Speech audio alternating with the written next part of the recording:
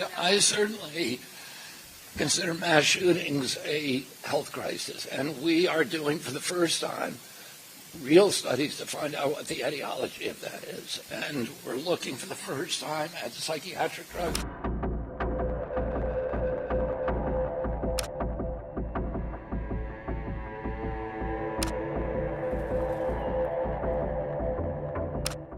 Robert Kennedy Jr. has announced a new National Institutes of Health study to determine if there is any connection between psychiatric drugs and violence.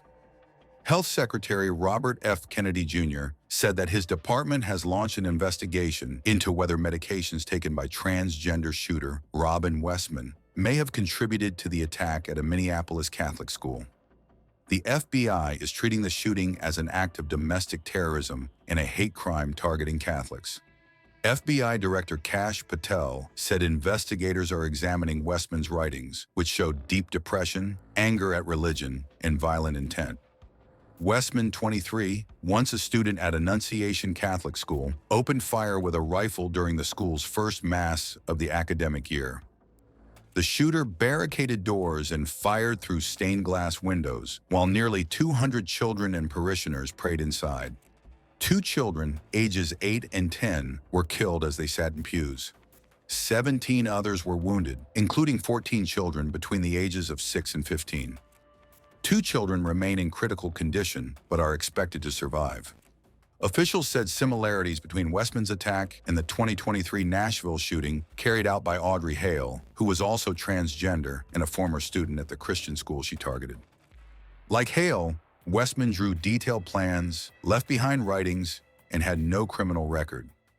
Kennedy said his department will look into all possible factors, including psychiatric medications, and criticized past rules that slowed such studies due to patient confidentiality. I certainly consider mass shootings a health crisis, and we are doing for the first time real studies to find out what the etiology of that is. And we're looking for the first time at psychiatric drugs. You know, these kind of mass shooting, people have had guns in this country forever. When I was a kid, we had shooting clubs at our school. People, kids, my classmates, other people would bring a .22 rifle with their guns to school and park it in the parking lot. Nobody was shooting. So there's never been a time in America, in the history of humanity, and people walked into a crowd, into a church or a movie theater or a school or a crowd of strangers and just started randomly shooting. It's happening in our country. It's not happening around the world. And there are many other countries that have comparable levels of guns that we have in this country. We had comparable levels in the 40s, 50s, and 60s, and people weren't doing that. Something changed, and it dramatically changed human behavior. And one of the culprits we need to examine is whether the fact that we are the most over-medicated nation in the world, and that a lot of those are psychiatric drugs that have black box warnings on them that warn of suicidal and homicidal ideation. So we are doing those studies right now for the first time, and we will have an answer. You cannot put into words the gravity, the tragedy, or the absolute pain of this situation. We are a Minneapolis family. But to everybody out there, do not think of these as just somebody else's kids. Those families are suffering immense pain right now. Think of this as if it were your own. Every one of us needs to be wrapping our arms around these families, giving them every ounce that we can muster. These were Minneapolis families. These were American families. And the amount of pain that they are suffering right now is extraordinary.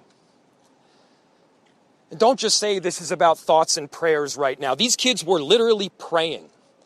It was the first week of school. They were in a church. These are kids that should be learning with their friends.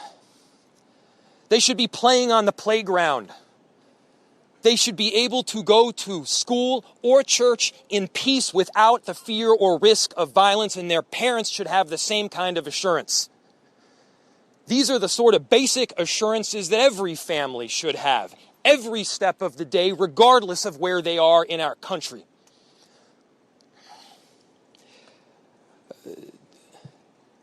I'm so deeply saddened and I'm so sorry to the families that I know are suffering right now. My ask is to everyone, stand by them. Love them. These families have forever been changed, and we've all been changed with them. We need to do everything possible to support them through this time. We have a family resource center that has been set up. I'm grateful for all of the law enforcement agencies from a number of different jurisdictions, all the different departmental support that we've received. They're going to be working tirelessly. There's also a family resource center that is being set up as we speak to make sure that we're there for everybody. Again, to the families that are suffering, to those that have experienced loss, I'm so deeply sorry. We're going to be with you every step of the way. We love you. This kind of act of evil should never happen, and it happens far too often. The chief will provide additional details. My name is Brian O'Hara, B-R-I-A-N, O''H-A-R-A. I am the Minneapolis police chief. Earlier today, just before 8:30 a.m., our city experienced an unthinkable tragedy. Minneapolis police officers responded to a report of a shooting at a mass that was happening at the Annunciation Roman Catholic Church on the block behind me. This worship service was marking the first week of school for children that are attending the Annunciation Catholic School. During the Mass, a gunman approached on the outside, on the side of the building, and began firing a rifle through the church windows towards the children sitting in the pews at the Mass. Shooting through the windows, he struck children and worshipers that were inside the building. The shooter was armed with a rifle, a shotgun, and a pistol. This was a deliberate act of violence against innocent children and other people worshiping. The sheer cruelty and cowardice of firing into a church full of children is absolutely incomprehensible. Police officers from the Minneapolis Police Department immediately responded, entered the church, and attempted to provide first aid and rescue some of the children that were hiding throughout the building, while other first responders came and EMS responded to rush victims to nearby hospitals. 2 young children, ages 8 and 10, were killed where they sat in the pews. Their parents have been notified. 17 other people were injured, 14 of them being children. 2 of those children are in critical condition. The coward who fired these shots ultimately took his own life in the rear of the church. Our hearts are broken for the families who have lost their children, for these young lives that are now fighting to recover, and for our entire community that has been so deeply traumatized by this senseless attack. We will stand together to protect our children, our schools, and our houses of worship. This deliberate act of violence is just a sign of cruelty that is beyond comprehension. Our hearts are broken for everyone that's been affected by this tragedy. As we begin the difficult path of healing, I want the community to know this, that even in the face of such evil, the Minneapolis Police Department and all of our law enforcement partners stand with our community. We stand with these families and with this parish. We will continue to be here for you. With that, the investigation is obviously in its preliminary stages, and I will attempt to take some questions to provide further information. Chief, what can you tell us about the suspect in this case? How old was he? Any kind of motivation? Any notes or any other information? So we were looking, the question was, what can be said about the shooter?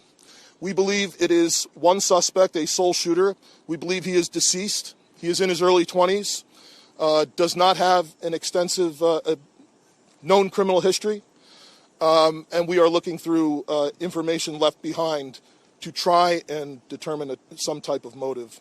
Yeah. How many kids attend the school? How many kids at the school? How many children? I don't have an exact, the question was how many children at the school. There were dozens of children inside the mass at the time. I don't have an exact count.